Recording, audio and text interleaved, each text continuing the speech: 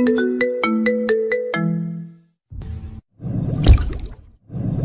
যে বন্ধুরা শুনছো, নতুন নতুন রোমান্টিক ভালোবাসার গল্প পেতে ও শুনতে চাইলে আমাদের আমিনুল লাভ স্টোরি চ্যানেলটি সাবস্ক্রাইব করে বেল বাটনটি অন করে দিও। লাইক কমেন্ট করতে মোটেও ভুলবে না কিন্তু। ধন্যবাদ সবাইকে। আমি লুচ্চা? নিলয় আমাকে খেয়ে দিয়েছে।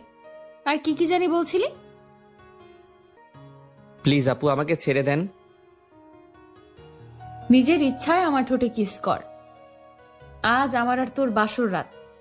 এই দিনেই যদি দুজন আলাদা শুই, খুব খারাপ দেখাবে। এই জন্য প্রথম দিনে তোর সাথে শুয়েছি। খারাপ হলে হোক, আপনাকে কে অধিকার দিয়েছে আমার সাথে শুয়ার? ওঠেন ওঠেন। আমি আমার কাপা কাপা হাতে মেয়েটার ঘুমটা উঠালাম। ঘুমটা উঠিয়ে যা দেখলাম তা আমার পক্ষে মেনে নেওয়া সম্ভব না। দেখি আমার চিরচেনা শত্রু সুবর্ণা। আমি অজ্ঞান হয়ে যাওয়ার অবস্থা। এ আমি কি দেখতেছি? আমি যেন বিশ্বাস করতে পারতেছি না। আমার শরীর থেকে টপ টপ করে ঘাম বের হচ্ছে। আমি বললাম, আপনি এখানে? আপনি এখানে কেন? আমি থাকবো না তো অন্য কেউ থাকবে? এই বিয়ে আমি মানি না। আমি এখনই আব্বাকে বলছি। সুবর্ণা আমার পাঞ্জাবির কলার ছেড়ে বলল, কোথায় যাও চান্দু? তোমার খবর আছে। প্লিজ আপু, আমাকে ছেড়ে দেন। তুই এত দেরি করছিস কেন? আমি সেই কখন থেকে বসে আছি।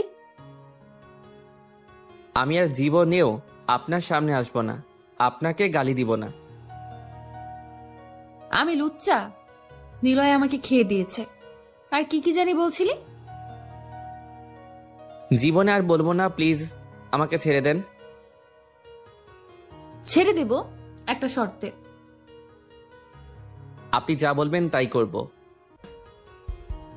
এদিকে আয়, আমার কাছে আয়, একেবারে আমার সাথে লেগে বস। আমি সুবর্ণার সাথে লেগে বসলাম। একজনের শরীর আরেকজন অনুভব করতে পারছিলাম। সুবর্ণা বলল, আমার শরীর থেকে গহনাগুলো খুলে দে তো। আমি কাপা কাপা হাতে গয়নাগুলো খুলে দিলাম। সুবর্ণা বলল, বল আমাকে কেমন লাগছে? খুব সুন্দরী। আমি তোকে মাফ করে দেব একটা কাজ করলে। কি কাজ? নিজের ইচ্ছায় আমার ঠোঁটে কিস কর। সুবর্ণা বলে কি নিজের ইচ্ছায় কিস করতে? পাগল নাকি? এই সুবর্ণাকে যাব আমি কিস করতে? আমার শরীরে রাগ উঠতেছে। আমি বললাম, রাখেন আপনার কিস, রাখেন আপনার শর্ত, যত সব ফালতু। আর আমি আপনাকে বিয়ে করছি কে বলছে? চুপ, আস্তে কর। আসতে বলবো কেন? আর আপনি একটু সুন্দরী না, আপনি কালো ভূত, একেবারে পেতনি। এবার কিন্তু বাড়াবাড়ি হয়ে যাচ্ছে। বাড়াবাড়ি হলে হোক, তাতে আমার কি? ওকে বুঝছি, তোর মাথা ঠিক নেই। শোন, তুই বাথরুমে গিয়ে ফ্রেশ হয়ে আয়। এই নে কাপড়। আমি হাত থেকে কাপড় নিয়ে বাথরুমে চলে গেলাম। বের হলে সুবর্ণা বলল, এই নে শুয়ে পড়। সুবর্ণার পাশে বালিশ দিয়ে বলল, পাগল নাকি? আপনার সাথে আমি শুব? জীবনেও না। আপনার তো চরিত্র ভালো না, পরে কি জানি কি করেন। এমন কথা শুনে সুবর্ণার মুখটা কালো হয়ে গেল। মনে হয় অনেক কষ্ট পেয়েছে। কষ্ট পেলে পাক, তাতে আমার কি? যে যেমন তার সাথে তেমনই হওয়া উচিত। সুবর্ণা মুখটা কালো করে কাপড় পাল্টাতে লাগলো। আমি একটা বালিশ নিয়ে নিচে শুয়ে পড়লাম। কিছুক্ষণের মধ্যেই চোখে ঘুম চলে আসলো। সকালে ঘুম থেকে উঠেই দেখি সুবর্ণা আমাকে জড়িয়ে ধরে শুয়ে রয়েছে নিচে। এমনভাবে শুয়ে রয়েছে নড়তে পারছিলাম না। আমি তাকে ডাক দিলাম, এইভাবে শুয়ে আছেন কেন? ওঠেন, আমাকে উঠতে দিন। আর একটু ঘুমা। আমাকে জড়িয়ে ধরেছেন কেন? রাতে আমার সাথে কি করছেন? ছাড়েন বলছি। আজ আমার আর তোর বাসর রাত। এই দিনেই যদি দুজন আলাদা শুই খুব খারাপ দেখাবে। এই জন্য প্রথম দিনে তোর সাথে শুয়েছি। খারাপ হলে হোক, আপনাকে কে অধিকার দিয়েছে আমার সাথে শুয়ার? ওঠেন ওঠেন। সুবর্ণা উঠে চলে গেল বাথরুমে। এই রুমের সাথে একটা অ্যাটাচ বাথরুম আছে, যেটা শুধু এই রুমের মানুষ ব্যবহার করতে পারবে। আমি বিছানায় উঠে শুয়ে রইলাম। সুবর্ণা বাথরুম থেকে বের হয়ে বলল, কি রে, আরো ঘুমাবি? যা ফ্রেশ হয়ে নে, আমি চা নিয়ে আসছি। আমি যেটা মনে চাই করব, সেটা আপনাকে নিয়ে ভাবতে হবে না। আপনি আপনার নিজের চরকায় তেল দিন।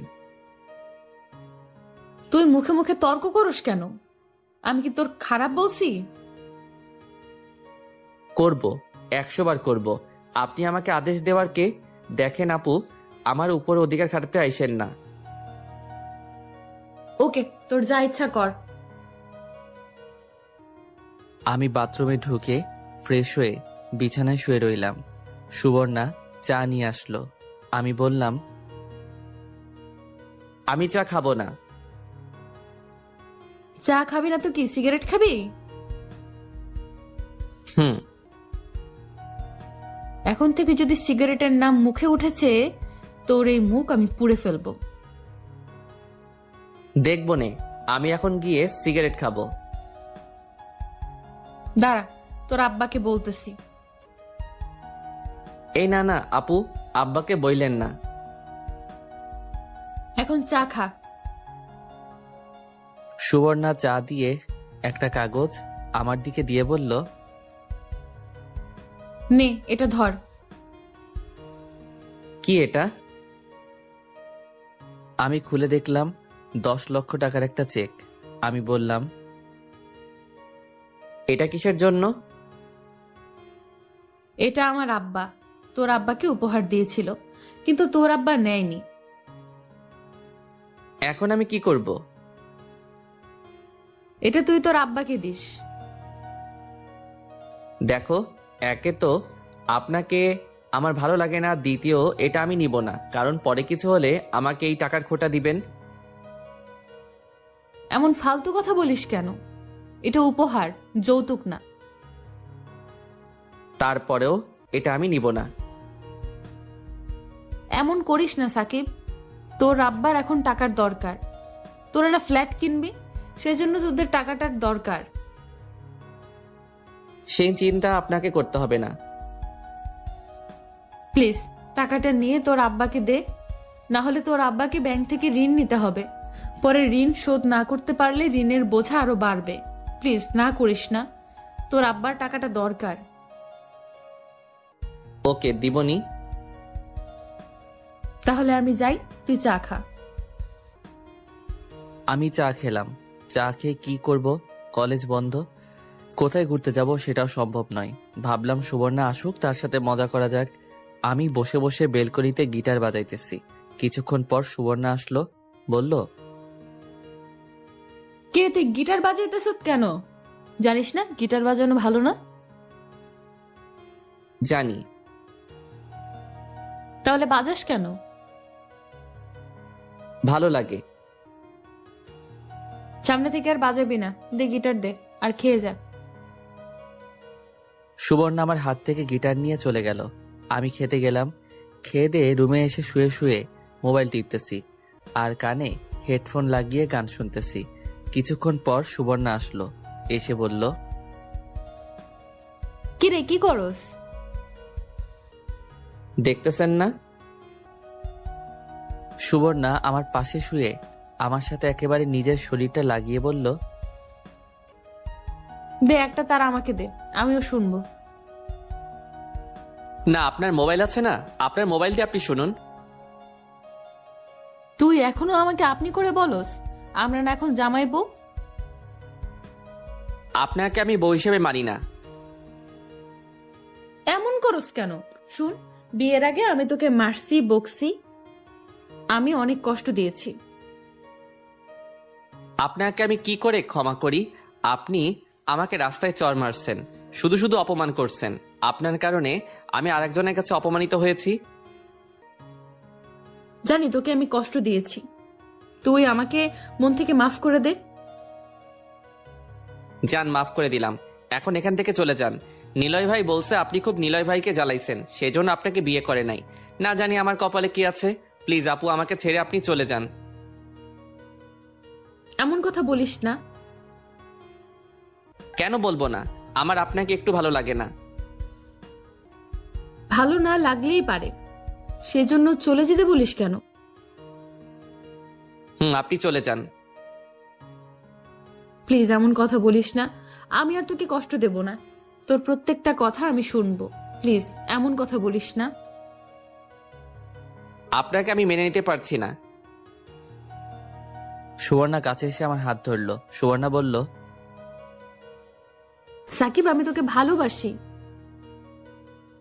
কিন্তু আমি তো বাসি না, আমার হাত ছাড়েন। এই বলে আমি উঠে ঘর থেকে বের হব। সুবর্ণা বলল, কোথায় যাস? কেন আপনাকে বলতে হবে? যেখানে যাস তাড়াতাড়ি আসিস, আর ফোন দিলে ফোন ধরিস। না, ধরবো না। সাকিব। এই বলে আমি ঘর থেকে বের হয়ে বাইরে চলে আসলাম। বাইরে এসে আমি সিগারেট ধরাইলাম, ধরিয়ে এক জায়গায় বসলাম। বসে বসে ভাবতেছি, সুবর্ণার সাথে যা করছি তা কি ঠিক করতেছি? অবশ্যই ঠিক করতেছি। তার সবচেয়ে বড় কারণ হলো আমাকে না বলে না জানিয়ে হুট করে বিয়ে করে ফেলা। এটা আবার কোন ধরনের ফাইজলামো? আমাকে তো অন্তত একটিবার জিজ্ঞেস করতে পারতো। আর মা আব্বা কি করে আমাকে এই মেয়ের সাথে বিয়ে দিতে পারলো? সুবর্ণার বয়স বেশি, অবশ্য সেটা কোনো প্রবলেম না, কারণ এক হিসেবে আমার আপুদের ভালো লাগে। কিন্তু সুবর্ণাকে কেন জানি আমার মন মেনে নিতে পারছে না। তার কোনো কারণ আমি খুঁজে পাচ্ছি না। সে কি আসলেই অনেক জ্বালাতন করে? সেটা পরে দেখা যাবে। আমি যেভাবে বলি সুবর্ণা কি সেভাবে চলবে? আর সে তো ব্যাংকে চাকরি করে, সেখানে কত মানুষের সাথে কথা হয়, কত মানুষের সাথে দেখা হয়। সবার মন মানসিকতা কি এক? আমি বললেই কি সে ব্যাংক থেকে চাকরি ছেড়ে দিবে? আর আমার তো কোনো ইনকাম নেই, কিভাবে কি? এখন কেন যে আব্বা মা আমার উপর এত বড় একটা বোঝা দিয়ে দিল? আচ্ছা, সুবর্ণা চলে গেলে কি সব আবার আগের মতো হবে? আবার আগের মতো আমি আমার মতো চলতে পারবো? পরে নিজের পছন্দ মতো বিয়ে করে একটা সংসার করতে পারবো? না না, এসব কি ভাবছি আমি? যতই হোক সুবর্ণা আমার বউ, তার উপর আমার একটা দায়িত্ব আছে। নিশ্চয়ই সুবর্ণার একটা মতলব আছে, না হলে হঠাৎ করে আমাকে না জানিয়ে না বলে ডাইরেক্ট আমাকে বিয়ে করে ফেললো কেন? সে জানতো আমাকে বললে আমি রাজি হব না। তাহলে কি সুবর্ণা কোনো উদ্দেশ্য নিয়ে আসলো? নিলয় ভাই বলল সে খুব প্যারা দেয়, সেটা কোনো ব্যাপার না, সংসারে এরকম ঝগড়া হয়ই। সে বলল ওই দিন আমি তাকে বকছি, সেই জন্য সে আমাকে শাস্তি দিবে। শাস্তিটা কি তাকে কিস করতে? তাহলে আমাকে মাফ করে দিবে? খুবই হাস্যকর। পরে আমার কাছে মাপ চাইলো। কিছুদিন সুবর্ণাকে ইগনোর করে দেখি সুবর্ণা কি করে। ও যেদিন বলবে আমাকে ছেড়ে চলে যাচ্ছে, সেদিন আমি তাকে আপন করে নিব। এসব হাজারো চিন্তা আমার মাথায় ঘুরপাক খাচ্ছে। কারো ফোনে আমার ধ্যান ভাঙলো। দেখি স্বামী কল করছে। স্বামী বলল, দোস্ত, কোথায় তুই? বাড়ির আশেপাশেই আছি। কিরে, বাসরাত কেমন কাটলো? শালা, তোরা বেইমানি করে আমাকে সুবর্ণার সাথে বিয়ে দিছত। তুই জানিস না আমি তাকে দুই চোখে দেখতে পারি না? দোস্ত, আমি কিছুই জানতাম না। তোর মা আগামীকাল ফোন দিয়ে এসব বলছে। আমার কি কিছু করার আছে? এখন তো সাধু সাজবি। শোন, বিকালে মাঠে আসিস। মাঠে একটা টুর্নামেন্ট খেলা, সেখানে তোর নাম দিয়েছি। ওকে, আসবো। আসিস কিন্তু। সুবর্ণাকে পেয়ে আমাদের ভুলে যাস না। ধুর হালা। এই বলে ফোন কেটে দিলাম। কি করা যায়? দেখি সামনে আইসক্রিমের দোকান। ভাবলাম সুবর্ণা তো আইসক্রিম খুব পছন্দ করে, যাওয়ার সময় আইসক্রিম নিয়ে যাব। আবার ভাবলাম ধুর, সে আমার কে, তার জন্য আইসক্রিম নিয়ে যাব। আমি দুপুরের দিকে বাসায় আসলাম। দেখি সুবর্ণা মার সাথে রান্না করতেছে। আমি আমার রুমে গিয়ে গোসল করে নামাজের উদ্দেশ্যে বের হলাম। নামাজ পড়ে রুমে এসে শুয়ে রইলাম। কিছুক্ষণ পর সুবর্ণা আসলো, বলল, খেয়ে যা। আপনাকে বলতে হবে না। হুম। আমি গিয়ে খেয়ে আসলাম। এসে ভাবলাম একটা ঘুম দেই। এসে বিছানায় শুয়ে শুয়ে মোবাইল টিপতেছি। সুবর্ণা এসে বাথরুমে ঢুকছে গোসল করার জন্য। আমার ঘুমে ধরছে, ঘুমিয়ে গেলাম। কারো শরীরের স্পর্শে আমার ঘুম ভেঙে গেল। দেখি সুবর্ণা আমাকে জড়িয়ে ধরে বেদম ঘুমাচ্ছে। আমি ভাবলাম এ কোন জ্বালায় পড়লাম। আমি তাকে আমার থেকে ছাড়িয়ে নিলাম। দেখি এসে আবার আমাকে জড়িয়ে ধরলো। ভাবতেছি ইচ্ছা করে করছে নাকি ঘুমের মধ্যে এমন করছে। এমন সময় আসরের আজান দিল। মনে হলো স্বামী তো বলছিল মাঠে যেতে, যাই একটু ফুটবল খেলে আসি। আমি বিছানা থেকে নেমে বাথরুমে ঢুকে ফ্রেশ হলাম।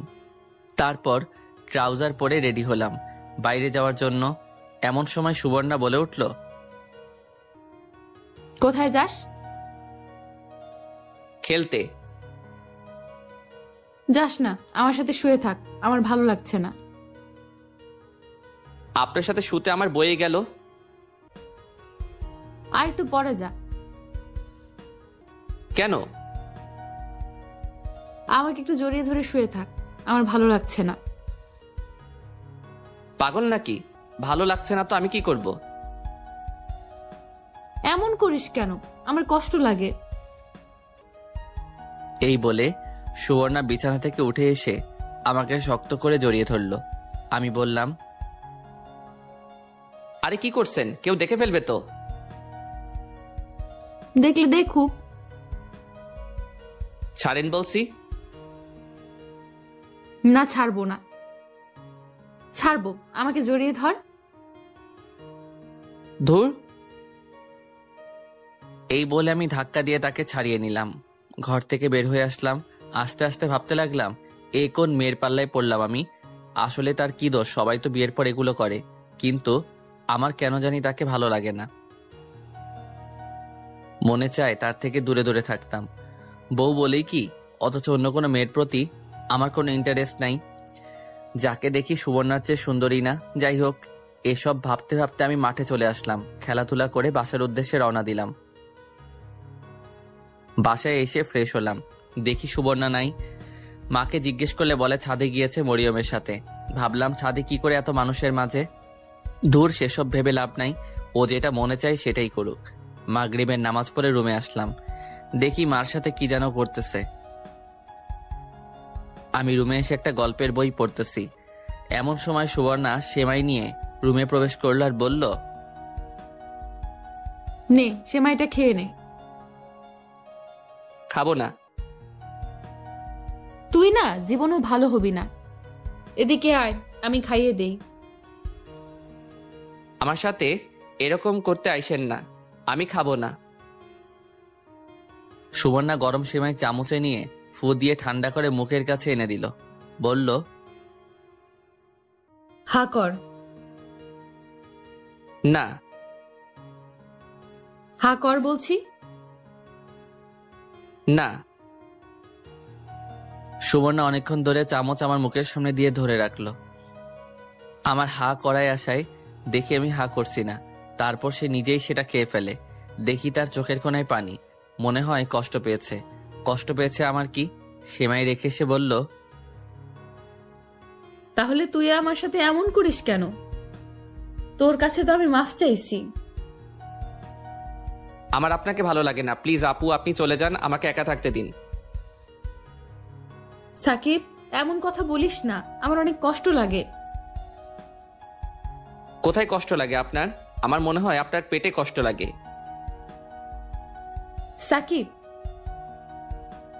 কি আপু? তুই এখনো আমাকে আপনি করে বলিস কেন? তুই করে বল, আমরা তো জামাই বউ। কিন্তু আমি তো বউ হিসেবে মানি না আপনাকে। এমন করলে কিন্তু আমি চলে যাব। যান, তাতে আমার কি? সত্যি কিন্তু আমি চলে যাব। যান, আপনি গেলে আমি বাঁচি। হঠাৎ দেখবি আমি একদিন চলে যাব। হঠাৎ কেন? এখনই চলে যান। সুবর্ণা কাঁদা শুরু করলো। কাঁদতে কাঁদতে শুয়ে রইল। আমিও না শোনার ভান করে বই পড়তেছি। সুবর্ণা বলল, আমি আগামীকাল থেকে ব্যাংকে যাব। যান। তোর কলেজ খুলবে কবে? জানি না। চল না কোথাও ঘুরতে যাই। আপনার সাথে আমি কোথাও যাব না। কেন? এমনি ভালো লাগে না। চল না যাই, দেখবি ভালো লাগবে। না, আমি কোথাও যাব না। ওকে। এই বলে সুবর্ণা বাইরে চলে গেল। কিছুক্ষণ পর এসে বলল খেয়ে যাইতে। আমি খেয়ে দিয়ে শুয়ে রইলাম। চোখে ঘুম আসতেছে। দেখি সুবর্ণা ঘরে ঢুকে দরজা বন্ধ করে দিল আর আমার পাশে এসে শুয়ে পড়ল। আমি বললাম, আমি আপনার সাথে শুব না। প্লিজ সাকিব, এমন করিস না। শুধু আজকে রাতটা থাক। এক মুহূর্ত না। আমি বিছানা থেকে নামলাম। নেমে বালিশ নিচে দিয়ে শুয়ে রইলাম।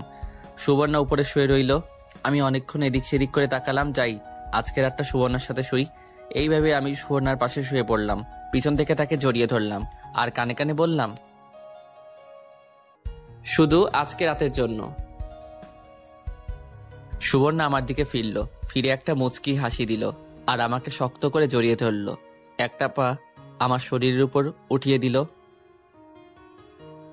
জানিস আমি কি চাই? আমি চাই শুধু তুই আমাকে এভাবে জড়িয়ে ধরে শুয়ে থাকবি। আমি আর কিচ্ছু চাই না। না, শুধু আজকে। ওকে। সুবর্ণা আমার মুখের দিকে তাকিয়ে আছে মায়া ভরা দৃষ্টিতে। সুবর্ণা একটা লেহেঙ্গা পরছে আর উপরে কি জানি পরছে, নাম জানি না। আর আমি বরাবরের মতো একটা শর্ট প্যান্ট আর একটা পাতলা গেঞ্জি। সুবর্ণা আমার বুকে তার মাথা রাখলো। দেখি তার ঠোঁট দুটো হালকা লিপস্টিক আছে। আমার কেন জানি ইচ্ছে করছে তার ঠোঁটে কিস করতে। আমি কিস করতে যাব, ভাবলাম একটু বেশি হয়ে যাচ্ছে না, এতটুকুই থাক। আমিও তাকে শক্ত করে জড়িয়ে ধরে ঘুমিয়ে পড়লাম। সকালে ঘুম থেকে উঠে দেখি সুবর্ণা পাশে নাই। আমি কিছুক্ষণ শুয়ে থাকলাম। একটু পর সুবর্ণা চা নিয়ে আসলো। আমি ফ্রেশ হয়ে চাটা খেয়ে গেলাম আব্বার কাছে। গেলাম ওই টাকার চেকটা নিয়ে। আমি আব্বার কাছে গিয়ে বললাম, এই নিন, সুবর্ণা আমাকে এই চেকটা দিয়েছে। যেহেতু চেকটা নিয়েছিস, টাকাগুলো তুলে এনে দে। আমার আবার ফ্ল্যাটের জন্য জমা দিতে হবে। ওকে। আমি রুমে এসে দেখি সুবর্ণা ব্যাংকে যাওয়ার জন্য রেডি হচ্ছে। আমি বললাম, আমিও তোমার সাথে যাব। কোথায়? ব্যাংক থেকে টাকাগুলো তোলার জন্য। ওকে। দেখি সুবর্ণা বোরকা পরছে, কিন্তু মুখে নেকাব নাই। আমি কিছু বললাম না। ভাবলাম ও যেভাবে মনে চাই চলুক, তাতে আমার কিছু যায় আসে না। দুজনে এক রিকশায় গিয়ে উঠলাম। রিকশার মধ্যে সুবর্ণা আমার হাত ধরে রাখলো। ব্যাংকের সামনে এসে দুজন নেমে ব্যাংকের ভিতর প্রবেশ করলাম। সুবর্ণা গিয়ে সুবর্ণার চেয়ারে বসলো। আমাকে বলল চেকটা দিতে। আমি চেকটা দিয়ে দিলাম। কিছুক্ষণ পর টাকা নিয়ে আসলো। সুবর্ণা বলল, 3টার দিকে আয়সা আমাকে নিয়ে যাস। পারবো না। কেন পারবি না? এমনি। ওকে, তোর যা ইচ্ছা কর। আমি ব্যাংক থেকে চলে আসলাম। এসে আব্বার হাতে টাকাগুলো দিলাম। রুমে এসে শুয়ে শুয়ে বই পড়তেছি। সুবর্ণা এখন হাড়ে হাড়ে বুঝতে পারছে সাকিবের মতো না নিয়ে বিয়ে করে নিজের পায়ে কুড়াল মারছে। ভাবছিল বিয়ের পর সাকিব সুবর্ণার কথা মতো চলবে, কিন্তু এখন দেখা যাচ্ছে সুবর্ণা মাপচে কুল পাচ্ছে না। কি করলে সাকিব সুবর্ণার কথা মতো চলবে, সুবর্ণার মনের কথা বুঝবে, সুবর্ণার কষ্ট বুঝবে, সেটাই সুবর্ণা খুঁজে পাচ্ছে না। তার সাথে কথা বললে খালি বলে চলে যেতে। এই কথা বললে সুবর্ণার অনেক কষ্ট লাগে।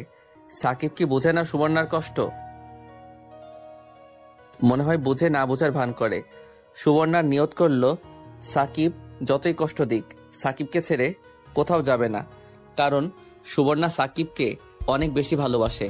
সাকিব ভালোবাসে কিনা জানি না। সুবর্ণা এখন কাজে মন দিয়েছে। কিছুক্ষণ পর এক পিএস এসে বলে গেল স্যারের রুমে যেতে, মিটিং আছে।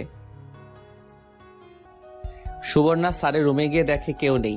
সুবর্ণা ভাবলো আমার একা আবার কিসের মিটিং। অফিসে ঢুকে সালাম দিল। অফিসের স্যারটা খুব হ্যান্ডসাম। শুনছে বিয়ে হয়ে বলে ডিভোর্স হয়ে গেছে। সেসব দেখে লাভ নাই, কি জন্য ডাকছে সেটা শুনি। স্যার বলল, সুবর্ণা কেমন আছেন? জি স্যার, ভালো। তুমি বলে বিয়ে করেছো? জি স্যার। ছেলে কি করে? পড়াশোনা করেন। ভালো। জি স্যার। কিছুদিন তো ছুটি কাটালেন, এখন কাজে মন দিন। জি স্যার।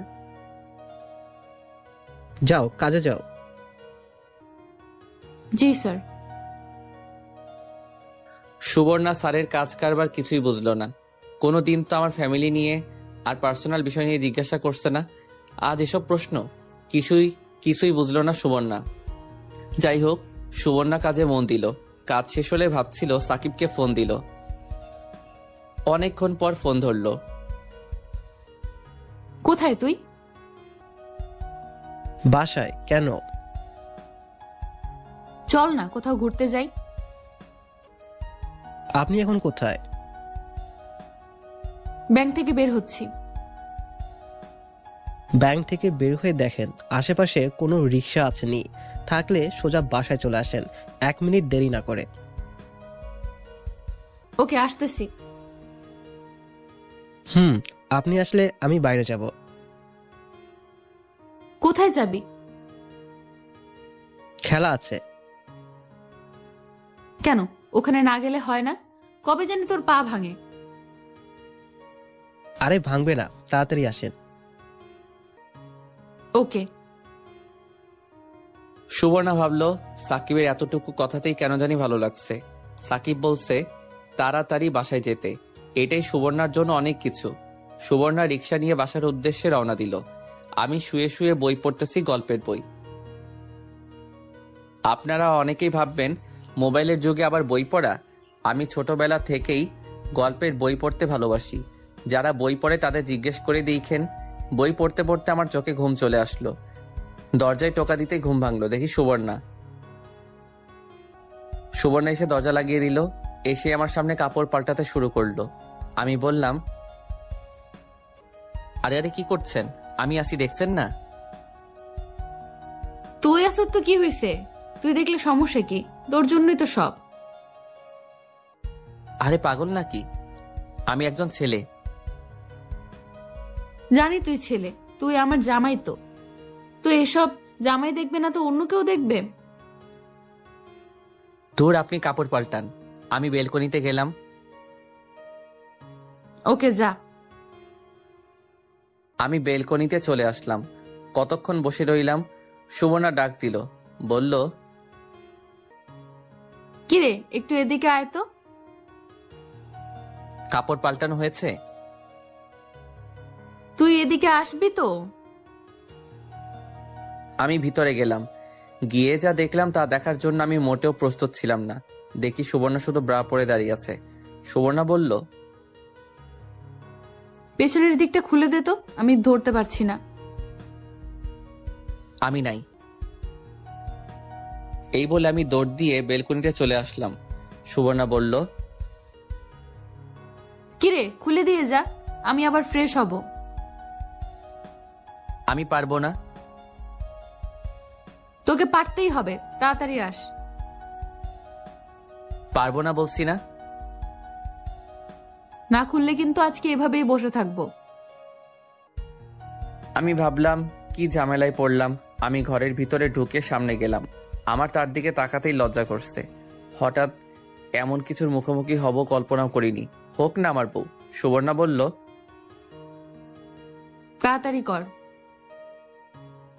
আমি কাপা কাপা হাতে তার সাদা পিঠে হাত দিলাম। সুবর্ণা চোখ বন্ধ করে ফেললো। কোনো মতে ব্রাড পিছনের দিকটা খুলে এক দৌড়ে বেলকনিতে। আমি ভাবলাম মনে হয় বাঁচলাম। সুবর্ণা কিছুক্ষণ পর ডাক দিল, বলল, কি রে, খেয়েছিস? হুম। দে তো তোর মানি ব্যাগটা। মানি ব্যাগ দিয়ে কি করব? দে তো। সুবর্ণা মানি ব্যাগ চেক করলো, নিজের ব্যাগ থেকে কিছু টাকা দিয়ে বলল, নে, এগুলো খরচ করিস।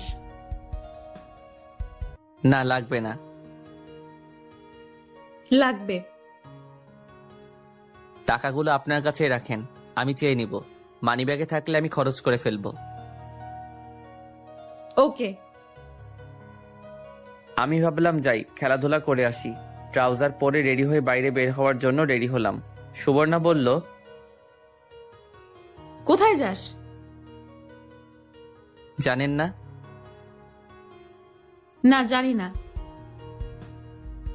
আমি গেলাম। এই বলে আমি বের হয়ে চলে আসলাম। এইভাবে কিছুদিন চলে গেল। আমি পরে আর সুবর্ণার সাথে রাতে শুই নাই। সে অনেক রিকোয়েস্ট করছিল, আমিও বেশি তাকে পাত্তা দেই নাই। সুবর্ণা কেন জানি আগের মতো এত কথা বলে না। সেও তার মতো থাকে, আমিও আমার মতো থাকি। সেও তার কাজ করে, আমিও আমার কাজ আমি করি।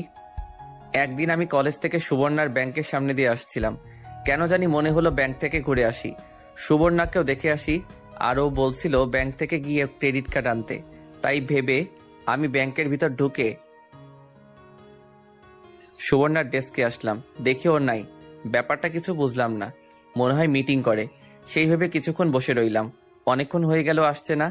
আমি পাশের একজনকে জিজ্ঞেস করলাম, ভাই উনি কোথায় গিয়েছে? জানি না ভাই।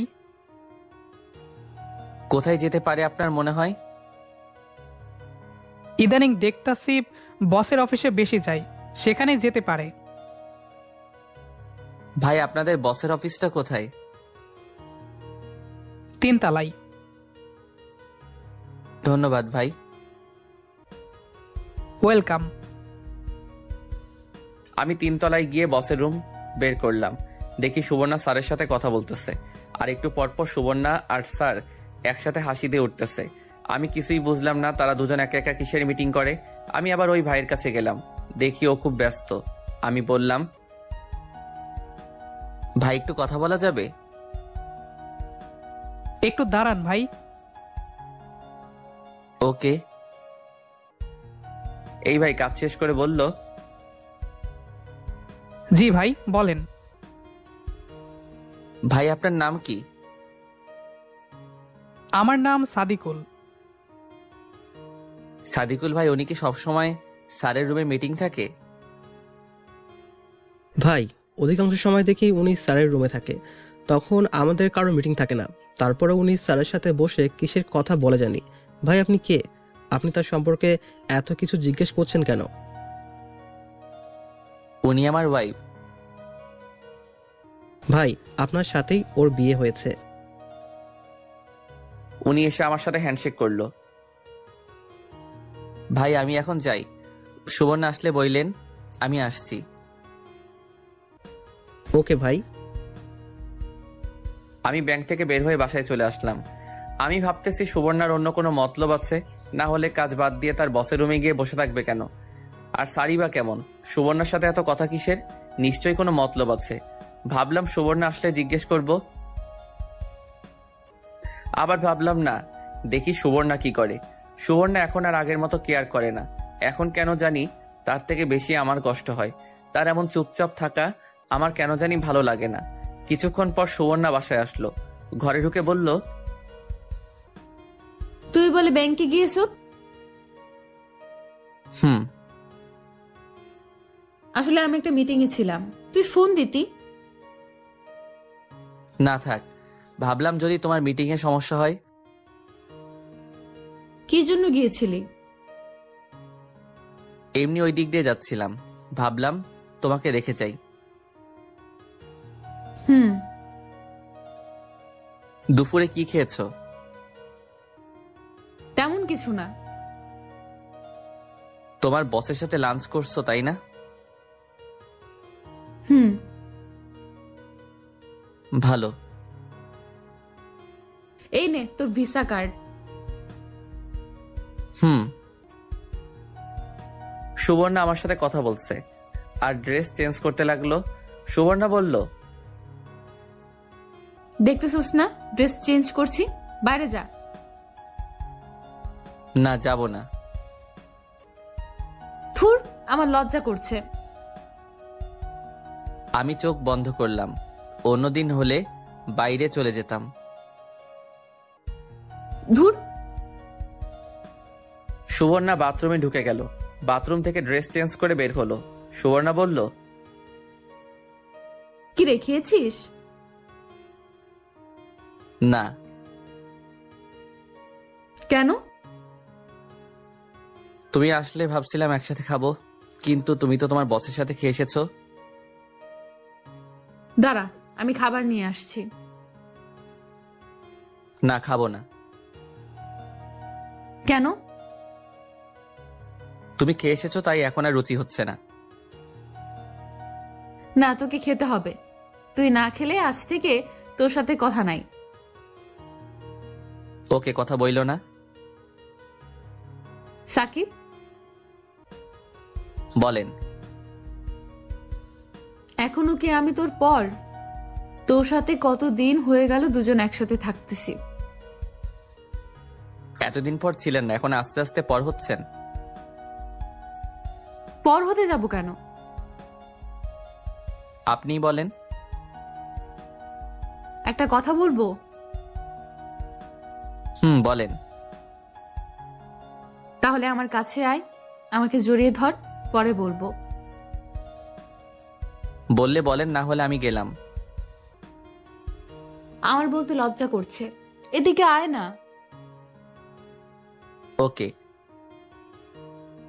আমি সুবর্ণার কাছে গিয়ে সুবর্ণাকে বুকে টেনে নিলাম।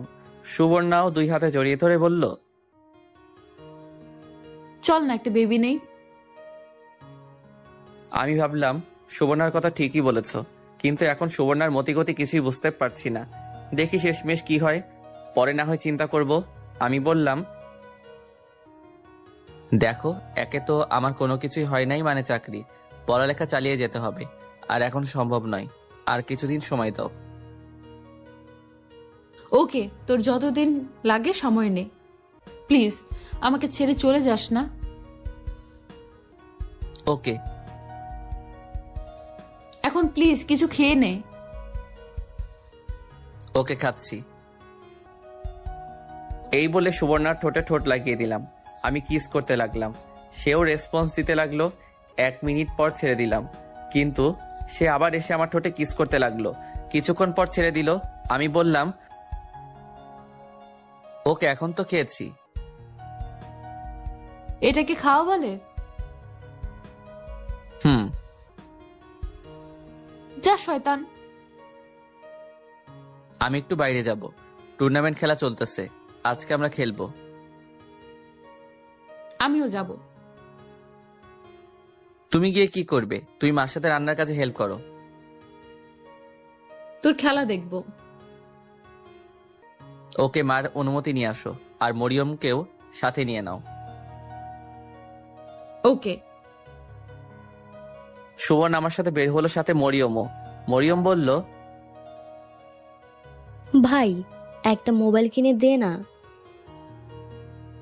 মোবাইল দিয়ে কি করবি এখন? আরো বড় হয়ে নে।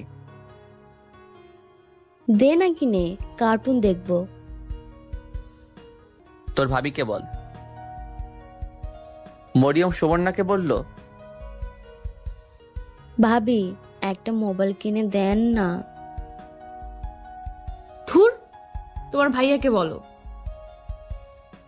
ভাইকে তো বললাম, বললো আপনার কথা। তোমার ভাইয়া অনুমতি নিলে আমি কিনে দেব। মরিয়ম আবার আমার কাছে এসে বলল, অনুমতি দিয়ে দেন না। ওকে দিলাম, তবে সারাদিন 2 ঘন্টা মোবাইল টিপতে পারবি, আর বাকি সময় তোর ভাবির কাছে মোবাইল দিয়ে রাখবি। 2 ঘন্টা না, 3 ঘন্টা দিবি। না, 2 ঘন্টা। মরিয়ম, তুমি এদিকে আসো। ভাই অনুমতি দিয়েছে, এখন কিনে দাও। আগামীকাল কিনে দিব। মরিয়ম খুশিতে নাচতে লাগলো। নাচস কেন? এটা রাস্তা না। আমি মাঠে আসলাম, এসে দেখি সামিও তার গার্লফ্রেন্ড নিয়ে আসলো। আমাদের দেখে সামি কাছে আসলো, বলল, ভাবি কেমন আছেন? ভালো। সামি চল যাই মাঠে, তোমরা এখানে বসে খেলা দেখো। আমি আর সামি মাঠে আসতে আসতে জিজ্ঞেস করলাম, কিরে আর কয়দিন? দোস্ত সর্বোচ্চ 2টা মাস। আর কয়টা ম্যাচ খেলতে হবে? আরো 4টা ম্যাচ খেলতে হবে, 2টা জিতলে সেমিফাইনাল। তোর কি মনে হয় আর কয়দিন টুর্নামেন্ট চলবে? আরো 1 মাস তো লাগবেই। ওরে বাবা! আমি ছোট থেকেই ফুটবল খেলা পছন্দ করতাম। কলেজে ফুটবল টুর্নামেন্ট হলে ওইখানে আমি ছিলাম। সামি খুব ভালো খেলে। আমি মিডফিল্ডার, সামি স্ট্রাইকে থাকে। খেলার মাঝখানে বিপক্ষ দলের একজন আমাকে পায়ে বাড়ি দেয়, আমি পড়ে যাই। মোটামুটি ভালোই ব্যথা পাই। খেলার শেষের দিক দিয়ে ওই বিপক্ষ দলের ছেলেটাকে সামি গিয়ে বাড়ি দেয়। এর 1 মিনিট পরই খেলা শেষ, আমরা ম্যাচ জিতি 1-0। খেলা শেষ হলে দেখি সুবর্ণারা এখনো দাঁড়িয়ে আছে। আমি কাছে গেলে সুবর্ণা বলল, খেলার মাঝখানে দেখলাম তুই পড়ে গিয়েছ, ব্যথা পাইছ দেখি। আরে তেমন কিছু না, বাড়ি চলো। আমি হাঁটতে হাঁটতে বাড়ি আসলাম। এসে সুবর্ণা বলল, দেখি তোর পাটা। জানি সুবর্ণা দেখলে বকাঝকা করবে, সেজন্য দেখাতে চাচ্ছিলাম না। আরে কিছু হয় নাই। দেখাবি নাকি তোর মাকে গিয়ে বলবো? কিছু হয় নাই তো, কি গিয়ে বলবা? দেখাইলেই সমস্যা কি? ওকে দেখো। আমি ট্রাউজার উপরে তুলে দেখালাম, অনেকখানি জায়গা কালো হয়ে গেছে। সুবর্ণা বলল, জানতাম এরকম কিছু একটা হয়েছে। দেখছ কালো হয়ে গেছে। তোরে এত করে বলি খেলার দরকার নেই, এখনো কি ছোট আসোস? হয়েছে, থাক আর বলতে হবে না। সুবর্ণা বরফ এনে সেখানে দিল আর বলল, সামনে থেকে আর খেলার দরকার নেই। না খেলবো। তুই কি আর আমার কথা শুনবি? পরে আবার ব্যথা পাবি। চুপ করো না এখন। সুবর্ণা সুন্দর করে বরফ লাগিয়ে দিল। আমি গোসল করে পড়তে বসলাম। সুবর্ণা মার সাথে গিয়ে রান্নার কাজে হেল্প করতে লাগলো। একটু পর হালকা নাস্তা দিয়ে গেল। কিছুক্ষণ পড়ালেখা করে ভাবলাম বাইরে থেকে একটা সিগারেট খেয়ে আসি। সুবর্ণা আসলে বললাম, আমি একটু বাইরে থেকে ঘুরে আসি। এখন কোথাও যাওয়ার দরকার নেই, বসে বসে পড়। না, যাব। কেন এখন বাইরে যাবি? আমি একটা সিগারেট খাইতে। ধুর, তুই কি জীবনেও ভালো হবি না? না। এখন যদি যাস তাহলে তোর মার কাছে বলে দেব তুই সিগারেট খাস। বইল। এই বলে আমি বাইরে চলে আসলাম। আমি জানি সুবর্ণা বলবে না। আমি সিগারেট খেয়ে বাসায় আসলাম। আসার সময় মরিয়মের জন্য আর সুবর্ণার জন্য আইসক্রিম নিয়ে আসলাম। সুবর্ণা আইসক্রিম পেয়ে মহা খুশি, বলল, তাহলে এই ছিল তোর মনে? হুম। ভাত খেয়ে যা। আসতেছি। আমি খেয়ে দিয়ে রুমে এসে গল্পের বই পড়তেছি। আমি নিচে শুই বরাবরই মতোই আজকেও নিচে শুইলাম। সুবর্ণা এসে দেখে আমি নিচে শুয়ে আছি। সুবর্ণা বলল, কিরে আজকেও নিচে শুবি? কেন, আজকে কি কোনো স্পেশাল দিন নাকি? না, ওপরে শো। না। হয় তুই আমার সাথে ওপরে শো, নইলে আমি তোর সাথে নিচে শুবো। আমি এটাই চাইছিলাম। তোমার যা ইচ্ছা করো। সুবর্ণা আমার পাশে বালিশ দিল আর গিয়ে কাপড় চেঞ্জ করলো। সুবর্ণা এতক্ষণ সালোয়ার কামিজ পরা ছিল, সেগুলো চেঞ্জ করে একটা লেহেঙ্গা আর হাতা কাটা গেঞ্জি পরলো। তাকে অনেক সুন্দরী লাগছিল। সুবর্ণা আমার পাশে শুয়ে পড়লো আর পিছন থেকে জড়িয়ে ধরলো আর আমার ঘাড়ে মাথা রাখলো। সুবর্ণা বলল, সাকিব, এদিকে ফির। কেন? আরে ফির না। ওকে। আমি সুবর্ণার দিকে ফিরলাম।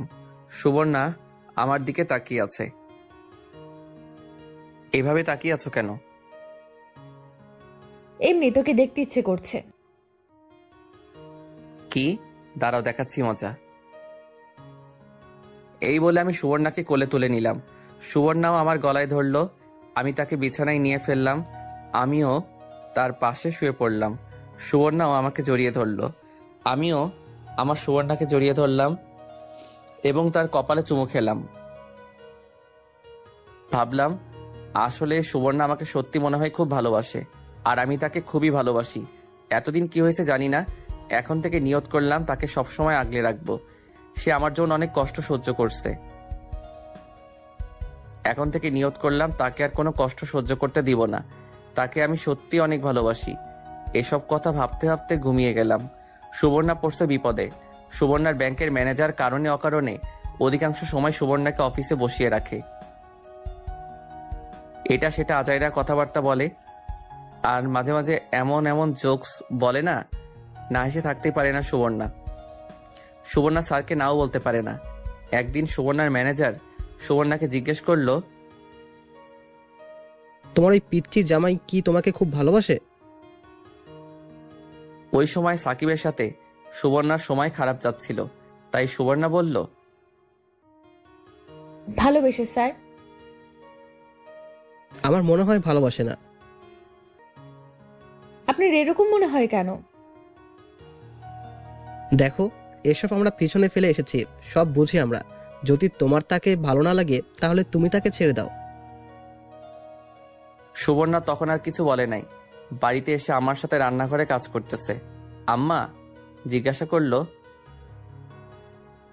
মা, তুমি এরকম সব সময় মুখ গোমরা করে থাকো কেন? তেমন কিছু না আম্মা। আমি সব বুঝি মা, জানি তোমার সাথে সাকিবের সময় ভালো যাচ্ছে না। মা, এখানে আমাদের কিছু করার নেই। একে তো আমরা তার অনুমতি ছাড়াই তোমাকে তার সাথে বিয়ে দিয়েছি। এখন যদি তাকে গিয়ে কিছু বলি তাহলে সে সম্পূর্ণ দোষ দিবে আমাদের। সুবর্ণা কেঁদে দিল এবং আম্মাকে জড়িয়ে ধরে কেঁদে কেঁদে বলতে লাগলো,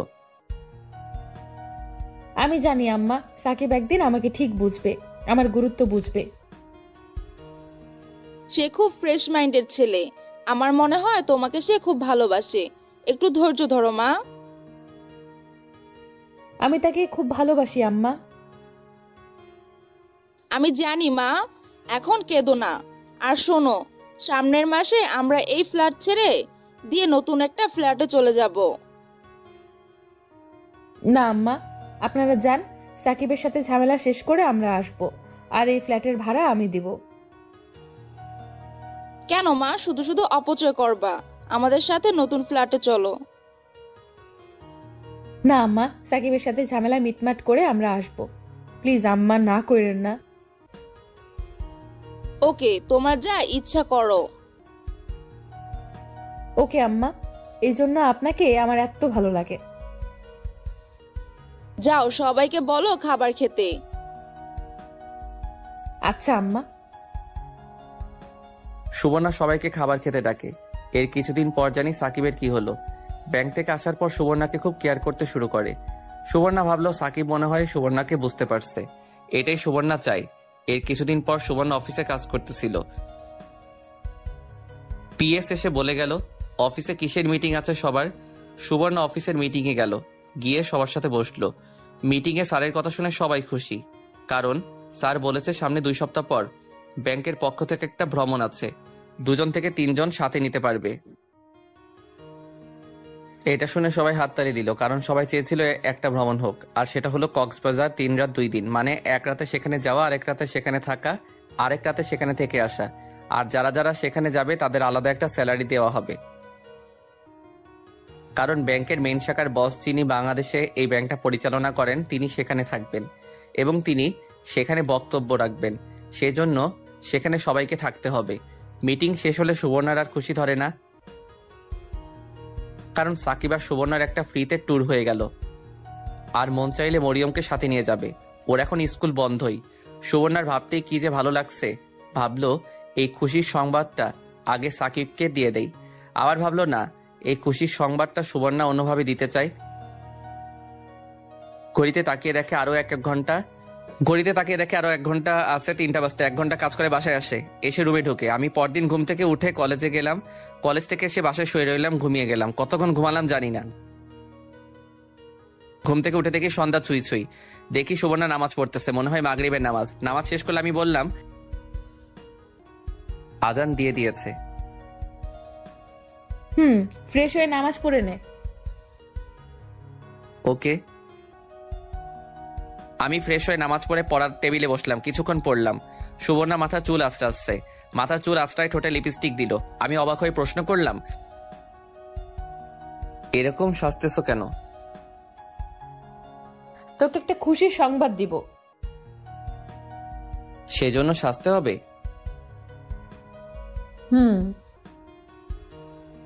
সুবর্ণা আমার পিছনে এসে আমাকে পিছন থেকে জড়িয়ে ধরলো আর গালে একটা চুমু দিল।